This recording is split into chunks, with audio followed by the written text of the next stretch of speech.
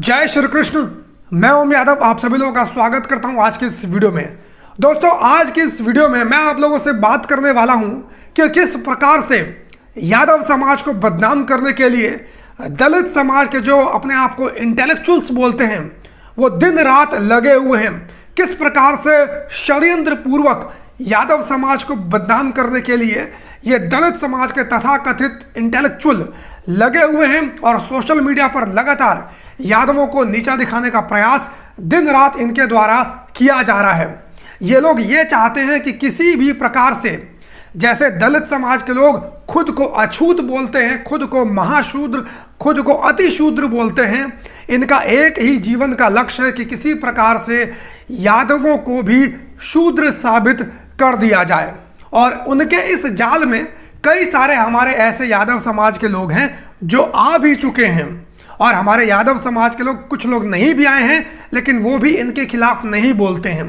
वो लोग इसलिए नहीं बोलते हैं क्योंकि उन्हें लगता है कि अगर इनके खिलाफ बोलेंगे तो यादव और दलितों के बीच में जो एक भाईचारा लोग बनाने का प्रयास करते हैं उसमें कहीं ना कहीं कमी आ जाएगी। इन लोगों का मानना होता है कि SC ST ओबीसी की एकता करनी चाहिए। लेकिन दोस्तों, ये लोग भूल जाते हैं कि SC ST OBC एकता करने के चक्कर में यादव समाज के अस्तित्व ही ये लोग खत्म कर देंगे। यानी दलित समाज के लोग यादव समाज का अस्तित्व खत्म करने के चक्कर में लगे पड़े हैं। ऐसा दोस्तों मैं आप लोगों को इसलिए बोल रहा हूं क्योंकि YouTube के ऊपर एक एडवोकेट जयप्रकाश करके कोई आदमी है। ये लगातार अपने चैनल के माध्यम से यादवों को शूद्र साबित करने का प्रयास कर रहा है। ये प्लेलिस्ट आप इसके चैनल की देखिए, एक नहीं, दो नहीं, तीन नहीं, चार नहीं, कहीं ज्यादा वीडियो इसने अपने चैनल के ऊपर लगातार रोज यादवों के ऊपर एक वीडियो बनाता है जिसमें यादवों को सिर्फ और सिर्फ शूद्र साबित करने का इसका प्रयास रहता है। और इसको इस बात की दिक्कत है, सबसे ज्यादा दिक्कत इसको इस बात की है कि ओम यादव अपने चैनल के माध्यम से यादवों को क्षत्रिय क्यों बताता है। सिर्फ इसकी यही सारी दिक्कत है। अगर मैं अपने चैनल से यादवों को शूद्र बता दूं तो इसको कोई भी दिक्कत नहीं होगी।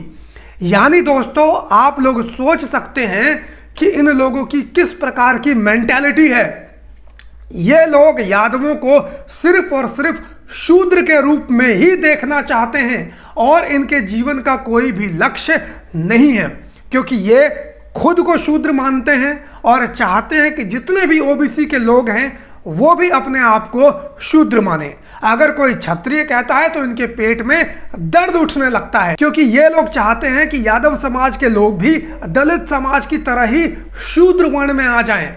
दोस्तों, कुछ दिनों पहले मैंने इससे बात की थी फोन के ऊपर। मैंने फोन किया था क्योंकि कुछ हमारे यादव भाई थे, उन्होंने बताया कि यह आदमी यादवों को शूद्र बताता है। तो मैंने आकाश यादव बन के एडवोकेट जयप्रकाश से फ़ोन पर बात की। मैंने अपनी आइडेंटिटी रिवील नहीं की थी क्योंकि मुझे ऐसा लगा कि इसकी संभावना हो सकती है कि ये मुझे पहले से जानता हो, यूट्यूब के ऊपर हो सकता है इन्होंने मेरी वीडियोस देखी हो। तो मैंने एक अनजान व्यक्ति बनकर बात की जिससे कि इनका मैं लॉजिक समझ सकूं। हालांकि दोस्तों, मुझे जितने भी दलित समाज के लोग हैं, दलित विचारधारा के लोग हैं, मुझे इनके सारे लॉजिक्स के बारे में पहले से ही पता होता है कि इनका क्या लॉजिक है। लेकिन मैं देखना चाह रहा था कि क्या इसके पास किसी और किस्म का कोई लॉजिक है, क्या कोई और भी लॉजिक ये दे सकता है। तो जब मैंने इस व्यक्ति से फ़ोन पर बात की, मैंने पूछा कि हाँ भाई, आप यादवों को किस वर्ण का समझते हैं। तो दोस्तों, सबसे पहले तो ये मुझे बता ही नहीं पाए कि यादव किस वर्ण में आते हैं। ये बार बार मुझसे काउंटर प्रश्न पूछ रहे थे कि आप बताइए कि आपके हिसाब से यादव किस वर्ण में आते हैं। मैंने बोला कि भाई, आप यादवों को शूद्र बताते हैं, आप बताइए कि यादव किस वर्ण में आते हैं। लेकिन ये इस सवाल का जवाब नहीं दे रहे थे। इनका तर्क था कि आप हिंदू धर्म को मानते हैं, आप सनातन धर्म को मानते हैं, तो आपको ज़्यादा पता होना चाहिए। तो मैंने इनसे यह कहा कि भैया, जब आप हिंदू धर्म को जानते ही नहीं है, जब आप सनातन धर्म को जानते ही नहीं है, तो आप किस आधार के ऊपर किसी भी जाति का वर्ण बता सकते हैं। खैर दोस्तों, ये जानते तो थे लेकिन इनके पास जवाब नहीं था, जवाब देना नहीं चाहते थे। तो इन्होंने मेरी उसी कॉल रिकॉर्डिंग को अपने चैनल के ऊपर डाला। फिर उसके बाद में लोगों ने बताया कि भैया, ये तो आकाश यादव नहीं, ये तो ओम यादव जी हैं। फिर उसके बाद इन्होंने मेरा चैनल देखा होगा और उसके बाद से इन्हें लगा कि भाई ये तो बहुत ही अच्छा हो गया। ओम यादव यूट्यूबर ने मुझे फ़ोन किया, जैसे होता है ना कि किसी ने फ़ोन किया, बड़ा इंसान खुश हो जाता है, तो इनको बहुत ज़्यादा खुशी मिली, बहुत अच्छी बात है, खुशी मिलनी चाहिए। फिर उसके बाद इनको कंटेंट मिल गया, इनके चैनल की आप प्लेलिस्ट देखिए, इनके चैनल पर मेरे ऊपर जो वीडियो बनाई गई है और यादव समाज के ऊपर जो वीडियो बनाई है, सिर्फ उन्हीं के ऊपर इनको व्यूज़ मिले हैं। बाकी किसी भी टॉपिक के ऊपर ये वीडियो बना रहे हैं तो इनको व्यूज़ नहीं मिल रहे हैं। तो मेरे वजह से, हमारे जाति के वजह से एक शूद्र जाति के व्यक्ति का घर चल रहा है, उसके दाल रोटी, उसके बच्चे कुछ खा पी रहे हैं, इससे खुशी की बात मेरे लिए कुछ और हो नहीं सकती है। और मैं एडवोकेट जयप्रकाश जी का बहुत बहुत धन्यवाद देना चाहता हूं कि आपने बहुत ही अच्छा काम किया, इस तरह की 5-6 वीडियोस बनाई और यादवों को नीचा दिखाने का काम किया। मैं आपको इसलिए बोल रहा हूं आपने अच्छा काम किया क्योंकि हमारे यादव समाज के लोग आप लोगों से कुछ ज़्यादा ही भाईचारा बनाने में लगे हुए थे। लेकिन अब जब वो आपकी वीडियोस देखेंगे किस प्रकार से आपने हर वीडियो के अंदर यादवों को नीचा दिखाने का प्रयास किया है, यादवों को शूद्र बताने का प्रयास किया है, तो हो सकता है उनके अंदर जो एक छत्रत्व की भावना हो वो एक बार फिर से पैदा हो सके। तो इस बात के लिए मैं आपका बहुत बहुत जयप्रकाश जी धन्यवाद देता हूं। आप इसी प्रकार से अपनी वीडियोस के माध्यम से यादवों के प्रति जहर उगलते रहिए। मुझे बेहद ही ज़्यादा खुशी होगी। खुशी इसलिए होगी ताकि हमारे यादव समाज के दिमाग में जो दलितों के प्रति प्रेम भाव है वो प्रेम भाव पूरी तरह से खत्म हो जाए, क्योंकि मेरा यही लक्ष्य है कि ऐसे लोगों के साथ यादव समाज के लोग उठना बैठना बंद कर दें, ऐसे लोगों के साथ मंच साझा करना बंद कर दें, ऐसे लोगों के साथ हाय हेलो बातचीत करना बंद कर दें, क्योंकि जैसी संगति होती है उसी प्रकार के इंसान की विचारधारा बन जाती है। दोस्तों, उत्तर प्रदेश के अंदर यादवों की कई सारी हत्याएं हुई, लेकिन अनफॉर्चुनेटली यादव समाज के लोग उसका प्रतिकार उस रूप से नहीं कर पाए जिस रूप से यादव समाज के लोगों को करना चाहिए। और इसका सबसे बड़ा कारण मैं समझता हूं कि आज उत्तर प्रदेश के यादवों के अंदर दलित विचारधारा बहुत ही ज़्यादा तरीके से अंदर तक घुस चुकी है। और इसका सबसे बड़ा कारण यही है कि यादव समाज के लोग दलित समाज की तरह सोचने और समझने लगे हैं, और इसीलिए यादव समाज के लोग जो उनके ऊपर जुल्म और जातियां हो रही हैं उसका जवाब ठीक तरीके से नहीं दे पा रहे हैं। आपने बिहार में देखा होगा किस प्रकार से यादव समाज के लोगों ने जवाब देने का काम किया। उनकी मां बहन बेटी के साथ छेड़खानी जिसने की, अंदर घुस के 18 राउंड की फायरिंग की, यह होता है जवाब। लेकिन उत्तर प्रदेश के यादव इस प्रकार का कोई जवाब नहीं दे पा रहे हैं। उत्तर प्रदेश के यादव रैली कर लेंगे, धरना कर लेंगे, प्रदर्शन कर लेंगे। अरे अगर तुम्हारी मां बहन बेटी के साथ कुछ गलत हुआ है तो उसका बदला कोई और नहीं लेगा, उसका बदला तुम्हें ही लेना पड़ेगा। पहले यादव इस प्रकार का काम नहीं करते थे, लेकिन अब उत्तर प्रदेश यादवों के अंदर उस प्रकार की भावना पैदा हो गई है। सिर्फ इसलिए पैदा हो गई है क्योंकि यादव समाज के लोगों ने दलित समाज के लोगों की तरह सोचना और समझने लगे हैं। और जब तक इस सोच से यादव समाज के लोग बाहर नहीं आएंगे उनके समाज का भला नहीं हो सकता। कुछ बातें इस एडवोकेट जयप्रकाश जी ने अपनी वीडियो के अंदर कही है, वो बातें मैं आप लोगों को कह देता हूँ। इन्होंने ये बात कही है कि ओम यादव अपने आप को क्षत्रिय बताता है, लेकिन उत्तर प्रदेश में योगी आदित्यनाथ के ऊपर जातिवादी होने का आरोप लगाता है, यादवों के अत्याचार की बात करता है, वो भी क्षत्रिय है, यादव भी क्षत्रिय हैं। फिर ऐसा क्यों हो रहा है? मुझे समझ में नहीं आता कि यह आदमी अपने आप को एडवोकेट बोलता है, यह आदमी अपने आप को वकील बोलता है, अपने आप को पढ़ा लिखा बोलता है, अपने आप को तार्किक बोलता है। अरे शर्म आनी चाहिए इसको अपने आप को वकील बोलने के लिए, शर्म आनी चाहिए अपने आप को तार्किक व्यक्ति बोलने के लिए, क्योंकि इस बात के अंदर कहाँ लॉजिक है भाई? क्या क्षत्रिय आपस में नहीं लड़ सकते? क्यों नहीं लड़ सकते? पहले के जमाने में क्षत्रिय के आपस में नहीं लड़ते थे। और उत्तर प्रदेश के अंदर यादव समाज बीजेपी का, योगी आदित्यनाथ का राजनीतिक विरोधी है, क्योंकि सभी लोग जानते हैं कि 90% यादव समाज के लोग अखिलेश यादव को वोट करते हैं।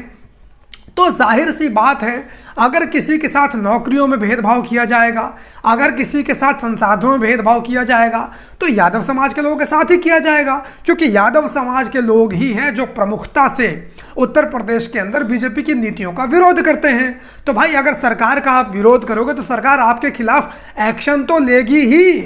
इसका उदाहरण आप इसे समझ लीजिए कि आज पूरे देश के अंदर मुसलमानों के बारे में ही कहा जाता है कि बीजेपी मुसलमानों के ऊपर अत्याचार करती है, मुसलमानों को टारगेट करती है। तो इसका मतलब क्या? मुसलमान भी हिंदू धर्म का हिस्सा हो गया है? आप किस प्रकार का लॉजिक दे रहे हैं भाई? और मैं ये बात भी मानता हूं कि हमारे धर्म में जातिवाद है, लेकिन मैं ये कहना चाहता हूं कि दुनिया का ऐसा कोई भी धर्म आप लोग बता दीजिए जिसके अंदर कोई कमी ना हो। हर धर्म के अंदर कोई ना कोई कमी है। चाहे मुसलमानों में आप देख लीजिए, पूरे दुनिया के अंदर मुसलमान आपस में लड़ रहे हैं। सबसे ज़्यादा आपस में लड़ने का काम मुसलमान ही करते हैं। तो क्या मुसलमान अपने आप को मुसलमान कहना बंद कर देते हैं? आप क्रिश्चियंस को देखिए, क्रिश्चियन आपस में लड़ते हैं। क्या क्रिश्चियंस अपने आप को क्रिश्चियन कहना बंद कर देते हैं? बौद्ध धर्म के लोग आपस में लड़ते हैं। अरे उनको छोड़िए, आप एससी एसटी समाज की बात करते हैं तो जितने भी मायावती की जाति के जो लोग हैं, ये जो मांझी की जाति के लोग हैं, उनके ऊपर जुल्म करते हैं, अत्याचार करते हैं, उनको अपने से छोटा समझने का काम करते हैं। तो इसमें कौन सी बात हो गई?